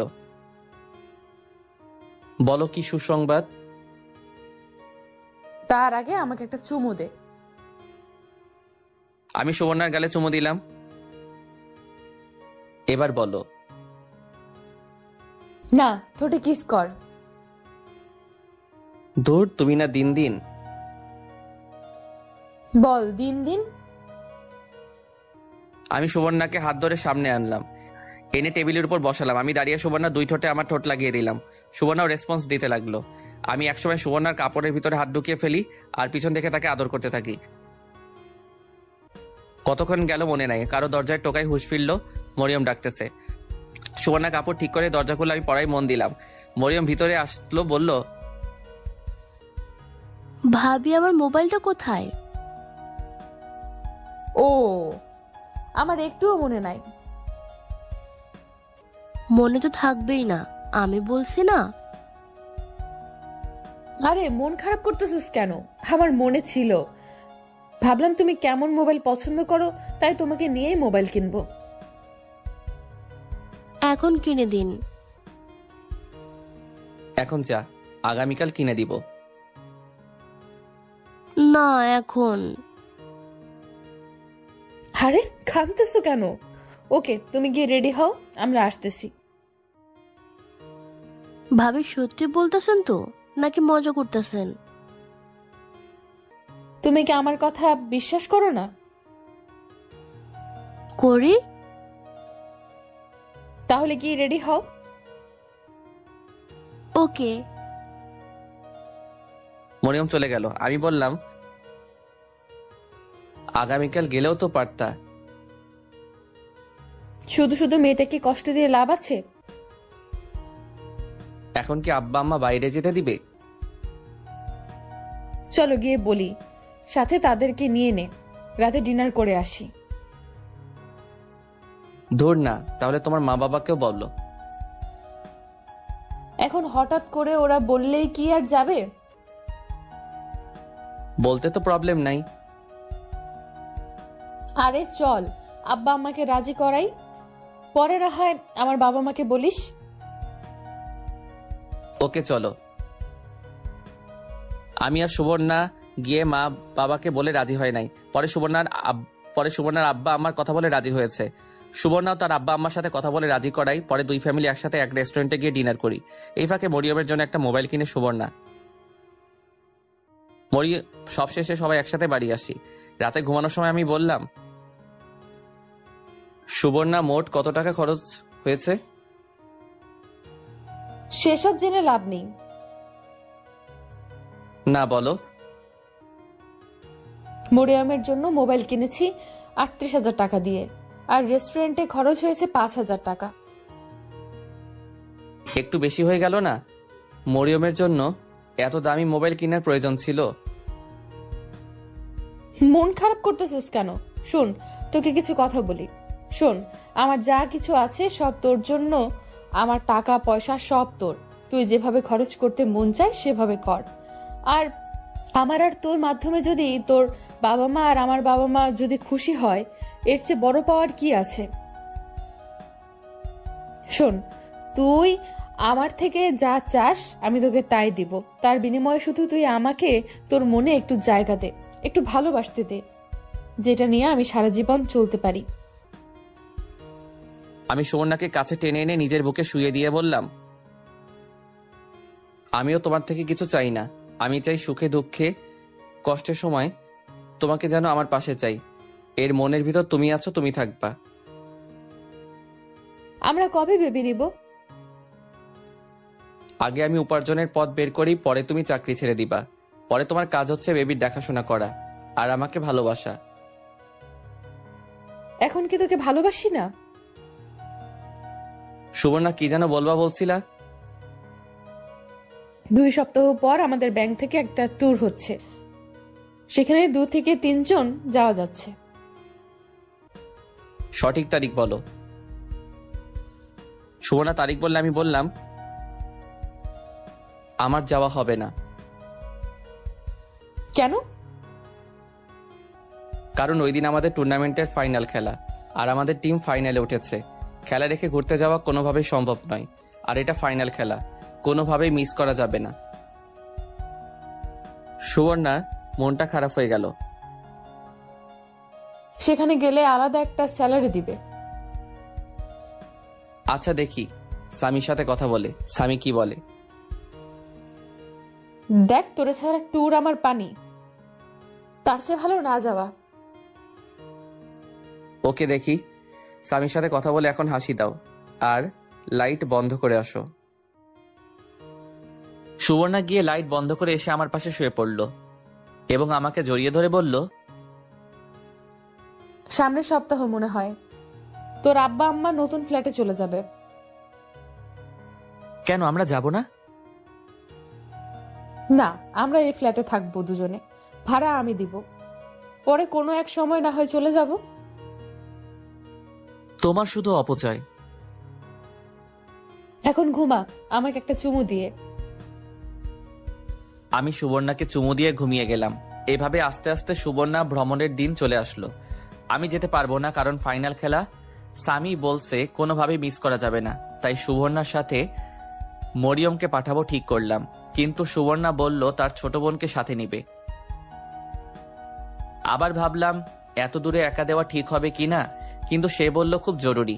তাই ভাবলাম যাক, যেদিন রাতে ওরা যাবে পরদিন আমাদের ফাইনাল খেলা। আমার জন্য কি আর ফাইনাল খেলার ডেট পিছনে দিবে? আর এদিকে মরিয়ম আব্বা আম্মা নতুন ফ্ল্যাটে চলে গেল। ও চলে গেলে আমি একা হয়ে যাব।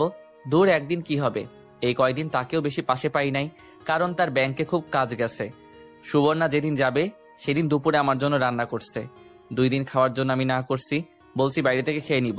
ও বলে শুধু শুধু বাইরে খেয়ে পেটের 12টা বাজাতে চাস? যাই হোক, আমি রান্নাঘরে গেলাম, গিয়ে বললাম, কেন শুধু শুধু রান্না করছো? আর তোমার সুন্দরী মুখটা লাল হয়ে যাচ্ছে। যা তো, এখন আমাকে রান্না করতে দে। ওকে, রান্না করে আসো। আমি ঘরে গিয়ে গোসল করলাম। গোসল করে শুয়ে রইলাম। একটু পরে সুবর্ণা আসলো। সে এসে গোসলখানায় ঢুকলো। গোসল করে বের হলো, একটা প্লাজো পরলো আর একটা কামিজ। আমি অবাক হয়ে তার রূপ দেখতে লাগলাম। একটু পর মাঠে যাব প্র্যাকটিস করতে। না গেলে হয় না? বুঝোই তো, আগামীকাল ফাইনাল খেলা। ভাবছিলাম তুমি থাকবা, কিন্তু তার হলো না। দেখ, এখানে আমার কিছু করার আছে? আমার জন্য কি? তারা কি ডেট পিছিয়ে দিবে? তুই বললে না যাই? না থাক, যাও। গিয়ে কিন্তু পানিতে নামবে না আর বেশি দূরে যাবে না। এখন বল শুধু, আমি আর তুই কবে ট্যুরে যাব? তুমি বলো। দেখি ব্যাংক থেকে কবে ছুটি পাওয়া যায়। তোমার বুকে ওড়না দাও না কেন? না, ওড়না দিব না। দাও, আমার চোখ শুধু তোমার ওই দুটোর দিকে যাচ্ছে। প্লিজ ওড়না দাও। দেখ, ভালো করে দেখ, এসব তো শুধু তোর। না, ওড়না দাও, আমার লজ্জা করছে। কি আজব, আমি তোর বউ, তুই যেটা করতে মন চায় কর। দূর, এখন না। কয়টায় বের হবা? 11টার সময় বাস ছাড়বে, 10টার সময় ব্যাংকে থাকতে হবে। তুই আমাকে বাসে দিয়ে আসবি। ওকে। কোনো মেকআপ করতে পারবে না আর বোরকা ছাড়া বের হবে না। ওকে। সুবর্ণা উঠে আমার কাছে আসলো, এসে আমার পাশে শুয়ে পড়ল। যার আগে তোকে একটু মন মতো জড়িয়ে ধরে নেই। এই বলে সুবর্ণা আমাকে জড়িয়ে ধরলো আর একটা পা আমার উপর তুলে দিল। তার প্লাজো হাঁটু অব্দি উঠে গেল। আস্তে আস্তে সে আমার উপরে উঠে গেল আর আমাকে উড়াধরা কিস করতে লাগলো।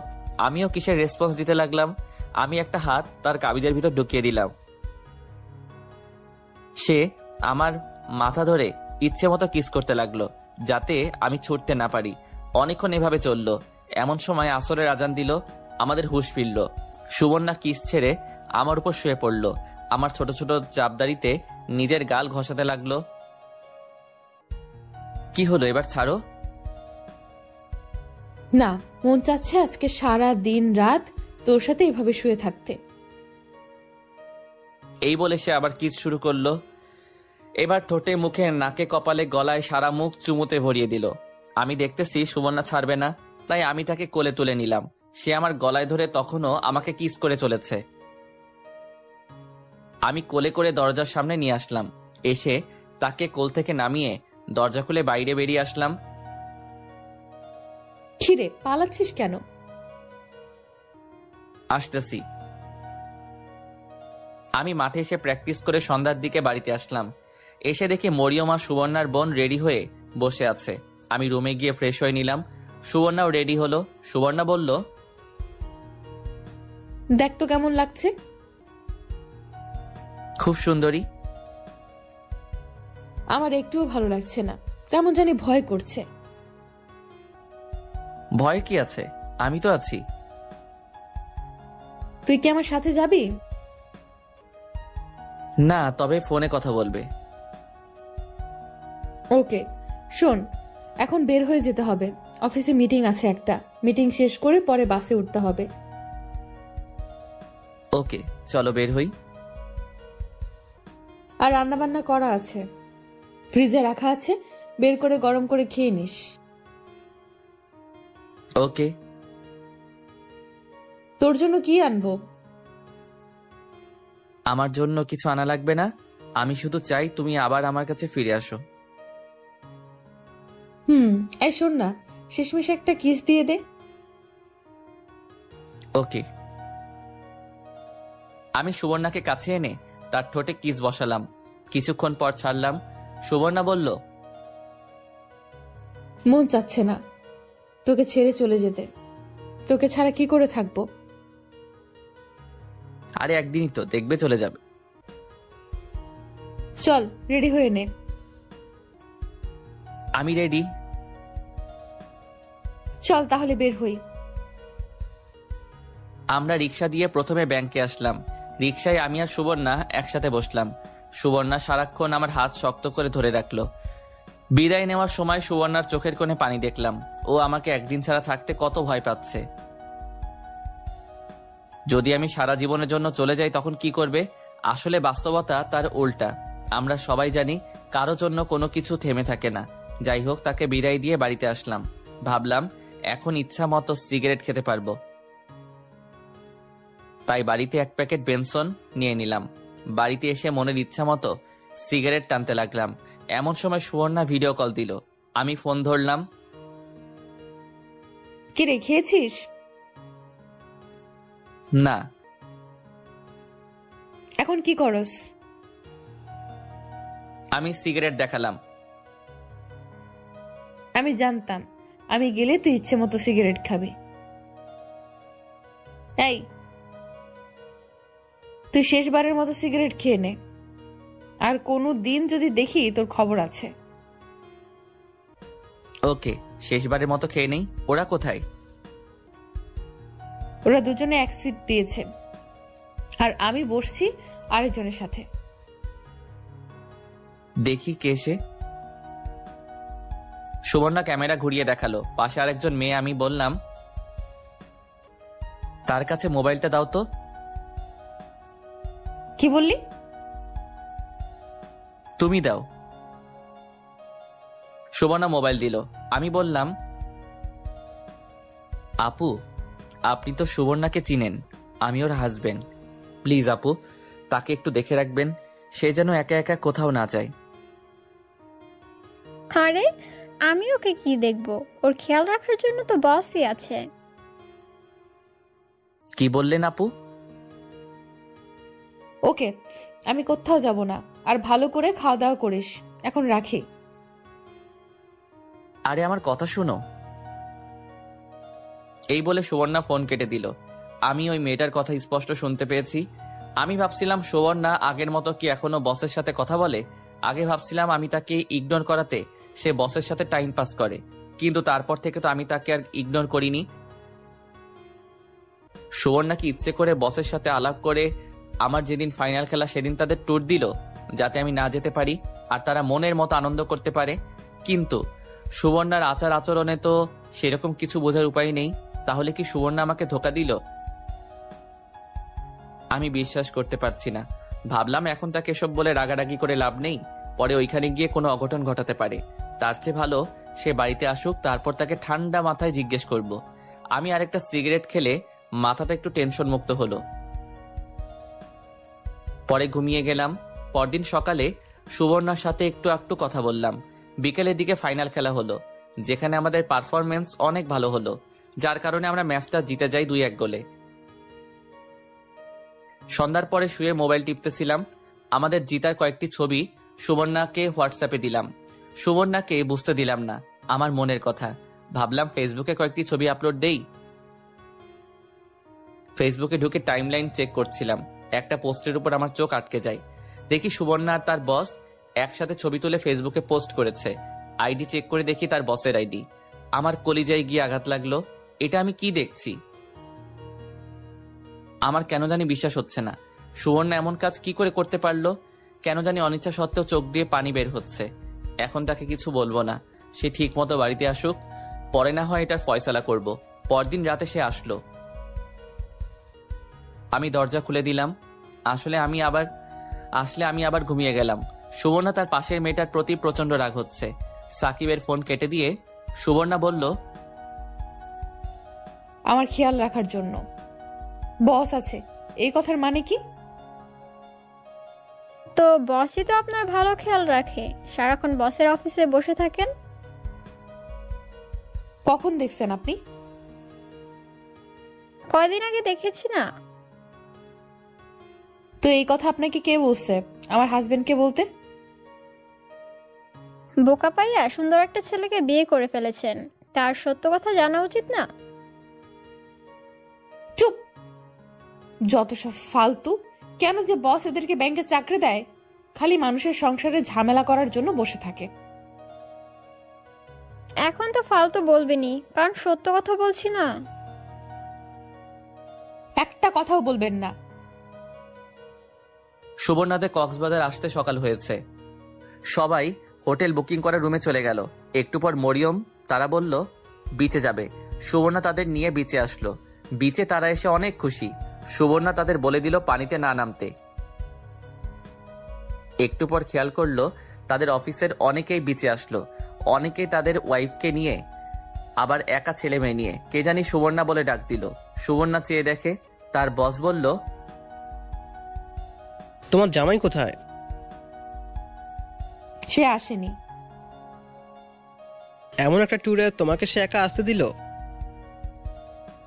স্যার, ও একটা টুর্নামেন্টের ফাইনাল খেলা আছে, সেজন্য আসেনি। সে তোমার হাজবেন্ড হয়, তার কাছে খেলা বড় নাকি তুমি বড়? তার আসা উচিত ছিল। আমার মনে হয় সে তোমাকে ভালোবাসে না। দেখো, সে এখনো ছোট, সে এখনো তোমার গুরুত্ব বোঝে না। প্রয়োজন ফুরিয়ে গেলে তোমাকে ছুঁড়ে ফেলে দিবে। না স্যার, ও এমন না। চলো এদিকটাই যাই। হুম। চলো একটা ছবি তুলি। বস বলাতে সুবর্ণা না করতে পারলো না। বস ছবি তুললো তার মোবাইল দিয়ে। আমি তোমাকে কিছু বলতে চাই। জি স্যার, বলেন। দেখো, তোমার পিচ্চি হাজবেন্ড তোমাকে না ভালোবাসে, না তোমাকে কেয়ার করে। প্রয়োজন শেষে তোমাকে ছেড়ে অন্য কোনো মেয়ের সাথে দেখবে চলে যাবে। তার চেয়ে ভালো সময় থাকতে সাবধান হও। স্যার, বুঝলাম না। তার চেয়ে ভালো সময় থাকতে সাবধান হও। মানে যদি তুমি তোমার হাজবেন্ডকে ভালো না লাগে তাহলে আমি আছি, তুমি আমার কাছে আসতে পারো।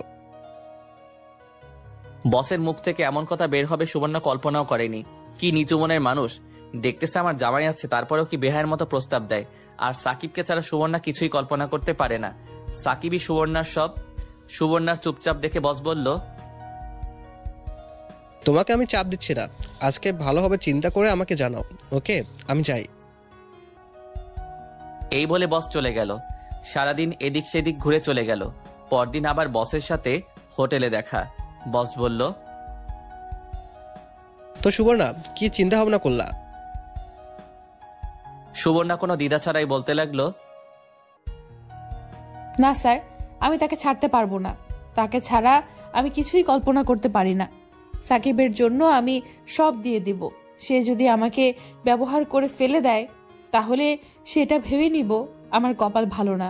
বাঁচলে তার জন্য বাঁচবো, মরলে তার জন্যই মরবো। সাকিবকে আমি ভালোবাসি স্যার, তাকে ছাড়া আমি থাকতে পারবো না। Sorry sir. ভেবে চিনতে বলছো তো? জি স্যার, আমি তার স্ত্রী আর আমি তাকে খুব ভালোবাসি। এখন না বুঝলে সে কয়েকদিন পর সে ঠিকই বুঝবে। তোমার এই একটাই দোষ, তুমি মানুষকে অন্ধের মতো বিশ্বাস করো। নিলয়কে বিশ্বাস করেছিলে না? সে তোমাকে কি দিয়েছে? উল্টা তোমার জীবন থেকে 5টি বছর কেড়ে নিল। বুঝবা একদিন, ঠিকই বুঝবা। না স্যার, সবাই তো আর নিলয়ের মতো না। আর আমি সাকিবকে অন্ধের মতোই বিশ্বাস করি। এই অন্ধকেই সে একদিন পথ দেখাবে। তুমি চাইলে আরো কয়েকদিন সময় নিতে পারো। না স্যার, আমার আর সময় লাগবে না। এটাই আমার ফাইনাল সিদ্ধান্ত। আশা করি এই বিষয়ে আমাকে আর বিরক্ত করবেন না। Are you sure? G sir. ওকে। এই বলে বস চলে গেল। সুবর্ণা ভাবলো এই বস নিজের বউয়ের খেয়াল রাখতে পারে না, নিজের বউকে ডিভোর্স দিয়ে চলে যায়। এখন আসছে আমার খেয়াল রাখতে, যত সব ফালতু। রাতে তাদের বাস ছাড়ে। বাসায় আসতে আসতে অনেক রাত হলো। এসে দরজায় টোকা দিল। সাকিব দরজা খুলে দিল। সাকিব কিছু না বলে আবার ঘুমিয়ে গেল। সুবর্ণাও ফ্রেশ হয়ে সাকিবের পাশে শুয়ে পড়ল। সকালে ঘুম থেকে উঠে দেখি সুবর্ণা আমাকে জড়িয়ে ধরে দিব্যি ঘুমাচ্ছে। আমার তার মুখের দিকে তাকালাম। ভাবলাম নিষ্পাপ মুখ, মিথ্যা বলতে পারে না। ভাবলাম এখন ঘুমাক, পরে জিজ্ঞেস করব। আমি গিয়ে ফ্রেশ হয়ে নাস্তা রেডি করলাম। পরে সুবর্ণাকে ডাক দিলাম নাস্তা করতে। সুবর্ণা উঠে ফ্রেশ হয়ে নাস্তার টেবিলে আসলো। আমার শরীর তো রাগে গজগজ করতেছে। পরপুরুষের সঙ্গে রাত কাটিয়ে এসে আমার পাশে শুয়ে ঘুমালো। আর আমি তাকে নাস্তা বানিয়ে খাওয়াচ্ছি। আমার মুখের এমন অবস্থা দেখে সুবর্ণা বলল, কিরে, তুই মুখ এরকম গোমড়া করে রাখছ কেন? চুপ, একদম চুপ। তুমি এক্ষুনি এই বাড়ি থেকে বের হয়ে যাও। তোমাকে আমার একটু প্রয়োজন নেই। আমি মোবাইল থেকে ছবি বের করে সুবর্ণাকে দেখালাম। তুই আমার কথা শোন। তোমার কথা আমি বিন্দু পরিমাণ বিশ্বাস করি না। আমি আগেও দেখছিলাম তোমার সাথে তোমার বসের খুব ভাব, কিন্তু আমি ভাবছিলাম সেটা আমার ব্যর্থতা। আমি তোমাকে ভালোবাসতে পারিনি। তখন ঠিক করেছিলাম তোমাকে আর কষ্ট দিব না। এরপর থেকে তুমিই বলো আমি তোমার কথার অবাধ্য হয়েছি। দেখ, বস যদি আমাকে ডেকে অফিসে বসিয়ে রাখে সেটাতে আমার কোনো দোষ আছে? আমি প্রচন্ড রাগ উঠে গেছে। রাগ উঠলে আমি কি বলি আমি নিজেই জানি না। এখন বস যদি বলে চলো রুম ডেটে যাই, তখনও বলবা বস বলছে না করতে পারি না। ছি ছি সুবর্ণা, ছি। আমি তোমাকে সত্যি ভালোবেসেছিলাম। আর কক্সবাজার গিয়ে তোমরা গিয়ে কি করছো আল্লাহই জানে। তোমার সাথে আমি এক মুহূর্ত থাকবো না। এক্ষুনি এই বাসা ছেড়ে চলে যাও। তুই মাথা ঠান্ডা কর, আমি তোকে ব্যাপারটা বুঝিয়ে বলছি। এখন কত কিছু বানিয়ে বলবা। আমি উঠে রুমে চলে আসলাম। এসে সিগারেট ধরাইলাম। সুবর্ণা আমার পাশে এসে বসলো আর বলল, একটা কথাও বিশ্বাস করি না আমি। সুবর্ণা আমাকে পিছন থেকে জড়িয়ে ধরলো, বলল, আমি তোকে সত্যি বলছি, আমি তোকে অনেক ভালোবাসি, তোকে ছাড়া আমি বাঁচবো না। আমি সুবর্ণাকে আমার শরীর থেকে ছাড়িয়ে নিলাম। বললাম, আমার শরীরে টাচ করবেন না, যত সব ফালতু কথা। তোমার প্রতি আমার ঘৃণা হচ্ছে। এতদিন আমি কার সাথে থাকলাম? আমার এখন মনে হচ্ছে এইসব তোমার আর বসের পরিকল্পনা ছিল। ট্যুরের ডেট তোমরা আমার ফাইনাল খেলার দিন দিয়েছ, যাতে আমি না যেতে পারি আর তোমরা গিয়ে ওইখানে এনজয় করতে পারো। আমি সত্যি বলছি, এরকম কিছু ছিল না, প্লিজ আমাকে বিশ্বাস কর। তোমার কোনো কথা আমি বিশ্বাস করি না। তুমি এক্ষুনি চলে যাও। তুমি আমাকে এতদিন ব্যবহার করেছ। আল্লাহর দোহাই লাগে, আমাকে বিশ্বাস কর সাকিব। এই বলে সুবর্ণা কাঁদতে লাগলো। তুমি এক্ষুনি বাড়ি থেকে চলে যাও। সুবর্ণা কেঁদে বলতে লাগলো, প্লিজ আমাকে বের করে দিস না। তুই আমাকে মার বক যেটা মন চায় কর, প্লিজ আমাকে বের করে দিস না। তোর পায়ে পড়ি, তোর পায়ে পড়ি, তোরে ছাড়া আমি বাঁচবো না। হয় তুমি থাকবা, না হয় আমি থাকবো। এমন কথা বলিস না। যদি আমার কোনো ভুল থাকে তাহলে আমাকে মাফ করে দে, আমাকে তাড়িয়ে দিস না। সুবর্ণা কাঁদতে কাঁদতে কাশতে লাগলো আর বলল, তুই যেভাবে বলবি সেভাবেই চলবো। তুই বললে আমি চাকরি ছেড়ে দেব। এখন এত দরদ দেখানো লাগবে না, এখন আমার চোখের সামনে থেকে যাও। সুবর্ণা আমার চোখের সামনে থেকে চলে গেল। অন্য এক রুমে গিয়ে কাঁদতে লাগলো। আমি বাইরে যাব বললাম, আমি বাইরে যাচ্ছি, এসে যেন তোমাকে না দেখতে পাই। এই বলে আমি বাইরে চলে আসলাম। আমার এক মনে বলতেছে সুবর্ণা সত্যি বলছে, আরেক মনে বলছে মিথ্যা বলছে, কারণ আমি আগেও দেখেছি বসের সাথে সুবর্ণাকে। তারপরে ওই মেয়েটা বলল, তারপর আবার ফেসবুকে ছবি পোস্ট। যদি কিছুই না থেকে থাকে তাহলে তার বস শুধু শুধু কেন ছবি পোস্ট করবে? আর সে কেন তার বসের সাথে ছবি তুলবে? বস বললেই হলো? না, আমার মাথা কাজ করছে না। আমি কিভাবে যাচাই করব সুবর্ণা সত্যি বলছে? দূর, দেখি কি হয়। এখন আপাতত সুবর্ণাকে একটু চাপ দেই, দেখি সে সত্যি কথা বলেনি। আমি একটু পর বাসায় গেলাম, দেখি সুবর্ণা এখনো কেঁদেই চলেছে। আমি বললাম, না কেঁদে এক্ষুনি বাসা থেকে বের হও। আমি কোনো ভুল করিনি সাকিব, প্লিজ একটা বার বোঝার চেষ্টা কর। আচ্ছা, আমার মুখ মিথ্যা বলছে, কিন্তু আমার ঠোঁট তো মিথ্যা বলছে না।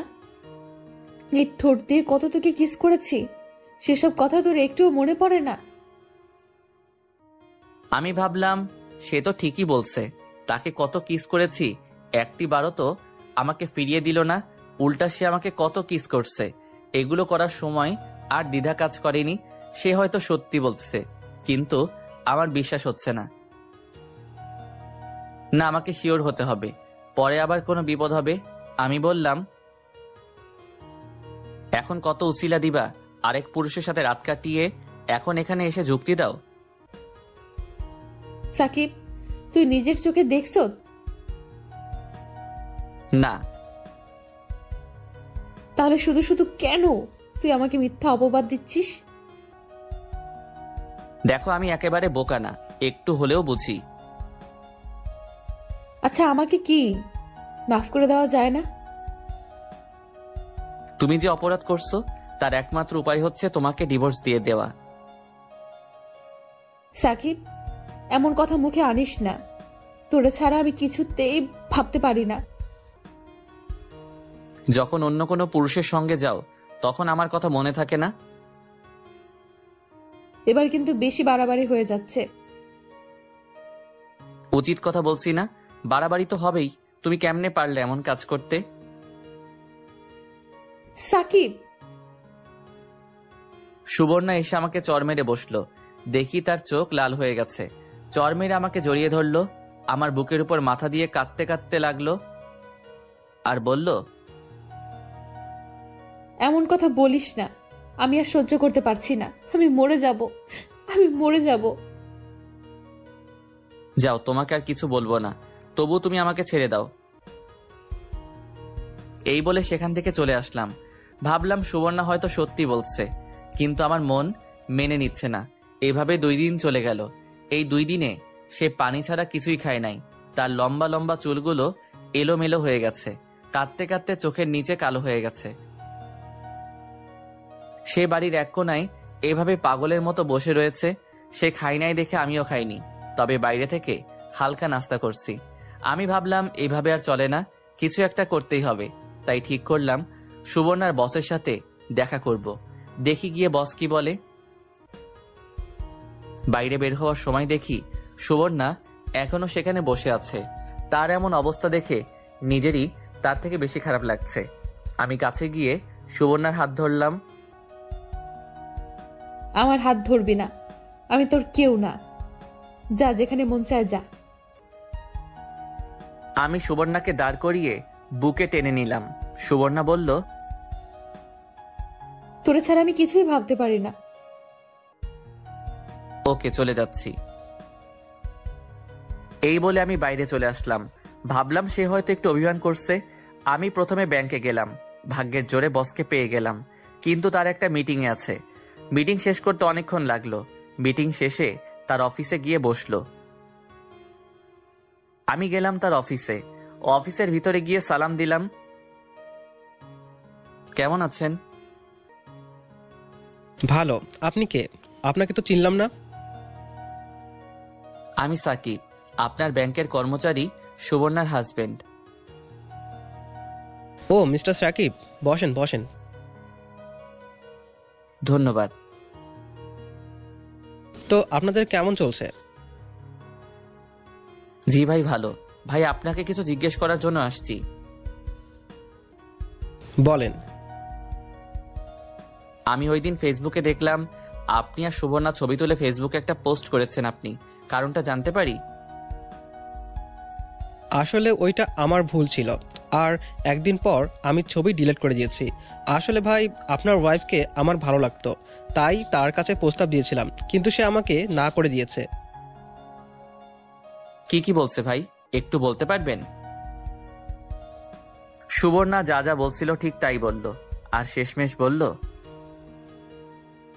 ভাই, আপনি অনেক লাকি, সুবর্ণার মতো একটা বউ পাইছেন। তাকে কষ্ট দেওয়া আপনার মোটেও ঠিক নয়। জি ভাই, তাহলে আমি যাই।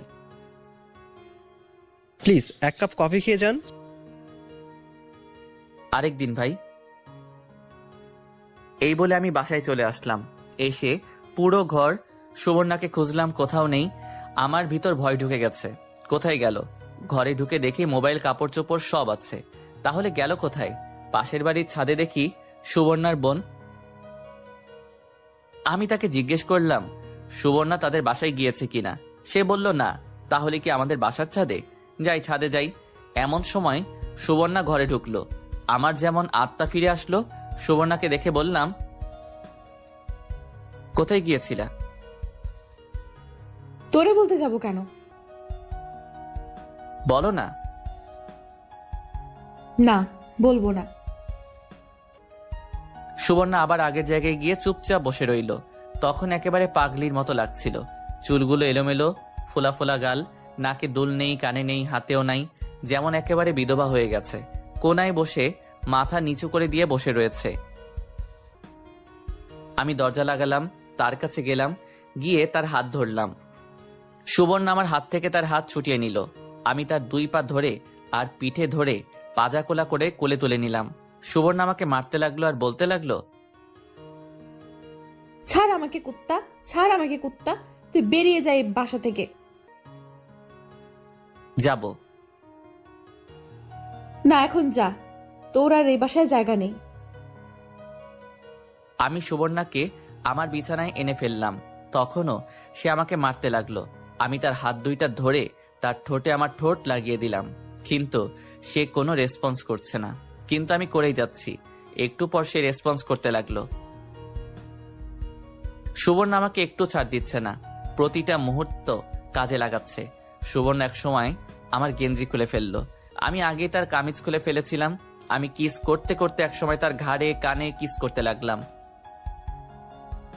আমি আস্তে আস্তে নিচে নামলাম। যখন তার নাভিতে চুমু দিলাম, তখন সুবর্ণা চিৎকার দিয়ে উঠল। এইভাবে দীর্ঘ 1 ঘন্টা পর আমরা দুজন শান্ত হলাম। তখন সুবর্ণা আমার বুকের উপর শুয়ে রয়েছে, কারোর শরীরে একটু কাপড় নেই। সুখে সুবর্ণার চোখ দিয়ে পানি বের হয়ে পড়ল। সেই সুখে সুবর্ণা এখন আমাকে কিস করে চলছে। আমি উঠে বাথরুমে যাব, সুবর্ণা বলল, কোথায় যাস? আমাকে নিয়ে যা। আমি সুবর্ণাকে কোলে করে বাথরুমে নিয়ে গেলাম। দুজন একসাথে গোসল করে বের হলাম। আমি বেলকনিতে বসে গল্পের বই পড়তেছি। একটু পর সুবর্ণা বলল, খেয়ে যা। আমি সুবর্ণার দিকে অবাক হয়ে তাকিয়ে রইলাম। দেখি সুবর্ণা শাড়ি পরেছে। শাড়ি পরলে তাকে যে এত সুন্দরী দেখাবে আগে জানতাম না।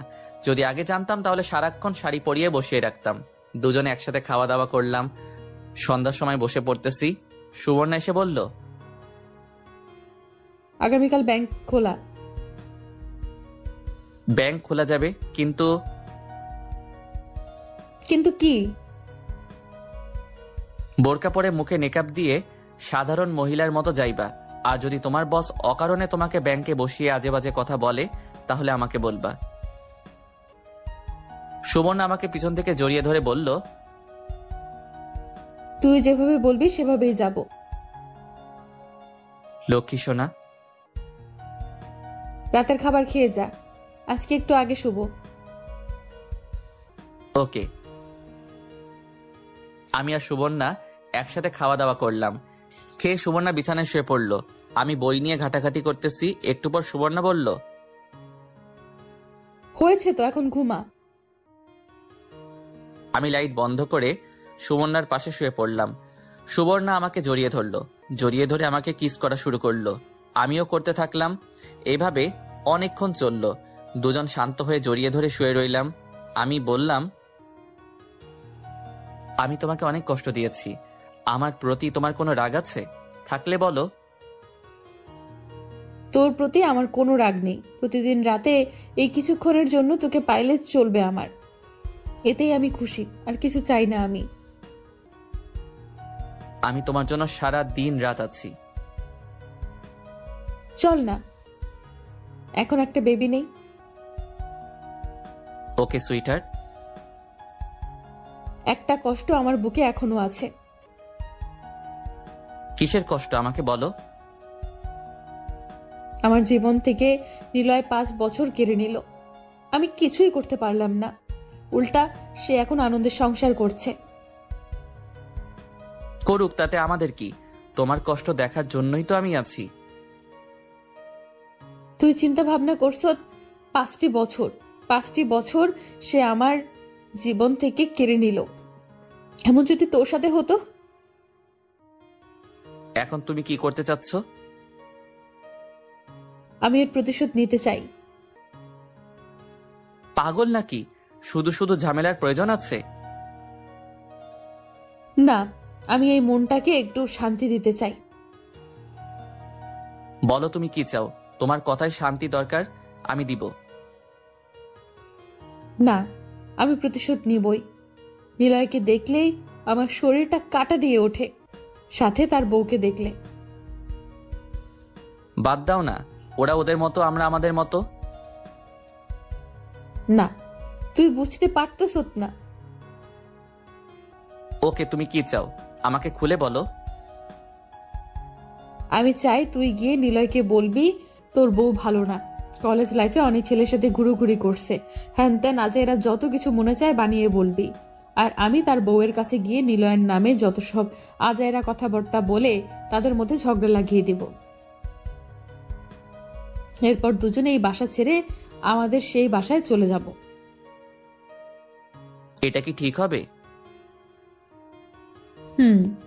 ঠিক হবে, নিলয়ে এটারই যোগ্য। ওকে, বলবো নে। কবে এই বাসা ছাড়বি? তুমি বলো। এই মাস শেষ করে।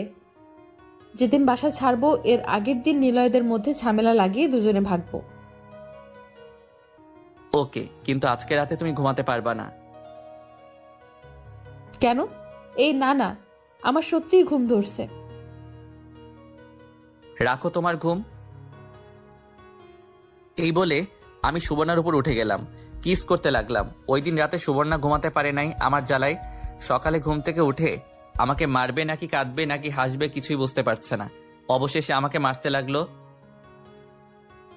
আমি তাকে কোলে তুলে নিলাম, নিয়ে তাকে দেয়ালে ঠেস দিয়ে দাঁড়ালাম, আবার কিস করতে লাগলাম। সুবর্ণা বলল, ছাড়বি আমাকে? আজকে ব্যাংক থেকে ছুটি নাও না। বস ছুটি দিবে না। ট্রাই করে দেখো না। নে তোর ফোন দিয়ে বল, আমার শরীর ভালো না। আমি তার বসকে ফোন দিলাম। কেমন আছেন ভাই? আমি সুবর্ণার হাজবেন্ড। জি ভালো, আপনি কেমন আছেন? আমি তো ভালো, কিন্তু সুবর্ণার শরীরটা ভালো না। ওর খুব বমি বমি ভাব আর জ্বর। তার কি আজকে ছুটি দেওয়া যাইবে? তাকে মোবাইলটা দেন। সে এখন ঘুমাচ্ছে। ওকে, আগামীকাল যেন সঠিক টাইমে চলে আসে। ওকে। সুবর্ণা ছুটি পেয়ে নাচতে লাগলো এবং লাফ দিয়ে কোলে উঠে গেল। আমি টাল সামলাতে না পেরে বিছানায় পড়ে গেলাম। সেখানে আমাকে পাগলের মতো কিস করতে শুরু করলো। ওই দিন আমি তার জ্বালায় ঘুমাতে পারিনি। এইভাবে মাসের শেষে চলে আসলো। এই কয়েকটা দিন আমরা খুব মজা করেছি। সুবর্ণা শিখিয়ে দিল নিলয় ভাইকে গিয়ে কি কি বলতে হবে। আমি নিচে গিয়ে নিলয় ভাইয়ের জন্য অপেক্ষা করছিলাম। একটু পর নিলয় ভাই আসলো। আমি বললাম, ভাই একটু কথা বলা যাবে? বলো। আপনার বউয়ের নাম সোনিয়া না? আপনার বউ ওই দিন আমার সামনে পড়ছিল। আপনার বউকে দেখে আমার পুরনো দিনের কথা মনে পড়ে গেছে। মানে কি? ভাই, এই বাসায় আসার আগে আমি এই কলেজে পড়তাম। ওই কলেজে সোনিয়া পড়তো। তো হয়েছেটা কি? ভাই, ওর নামে কলেজে অনেক সুনাম ছিল। সুনাম থাকতেই পারে, ও খুব ভালো ছাত্রী ছিল। কে বলেছে আপনাকে? একদম বাজে ছাত্রী ছিল, আর 1 নাম্বারের বদমাইশ ছিল। কত ছেলে যে তার জন্য কলেজ ছাড়ছে হিসেব নেই। আর কত ছেলের সাথে যে রুম ডেটে গিয়েছে তারও কোনো হিসেব নাই। পরীক্ষার আগে স্যারদেরকে ভয় দেখিয়ে প্রশ্ন নিয়ে ভালো রেজাল্ট করত। তার আগের কথাগুলো মনে হলে আমার শরীর কাঁটা দিয়ে ওঠে। যত সব ফালতু কথা। ভাই, বুঝবেন এক সময়। জানি, তুমি এখন যাও তো। আমি চলে আসলাম। বাসায় এসে সুবর্ণাকে সব বললাম। আমাদের কাজ শেষ। আমি নিলয়ের নামে যত সব মিথ্যা কথা বানিয়ে তার বউয়ের কানে দিয়ে এসেছি। এখন তাদের ঝগড়া দেখে কে। আমার যে কি খুশি লাগতেছে, যদি তাদের ঝগড়াটা একটু শুনতে পারতাম তাহলে মনটা আরো শান্তি লাগতো। মনে হয় না নিলয় ভাই আমার কথা বিশ্বাস করছে। না করুক, কিন্তু সন্দেহ তো করবে। এখন আমাদের কাজ শুধু কেটে পড়া। সেটাই। সুবর্ণা বলল, পরদিন আমরা আমাদের বাসায় চলে আসলাম সবকিছু নিয়ে। এদিকে আমার পরীক্ষা শেষ হলো, এখন চাকরি ইন্টারভিউ দিতেছি। সুবর্ণাদের অফিসে বলে ঢুকানো যাবে না। 4টা মাস চাকরির জন্য ঘুরলাম। এই রেজাল্টে চাকরি হবে না, বাধ্য হয়ে হাল ছেড়ে দিলাম।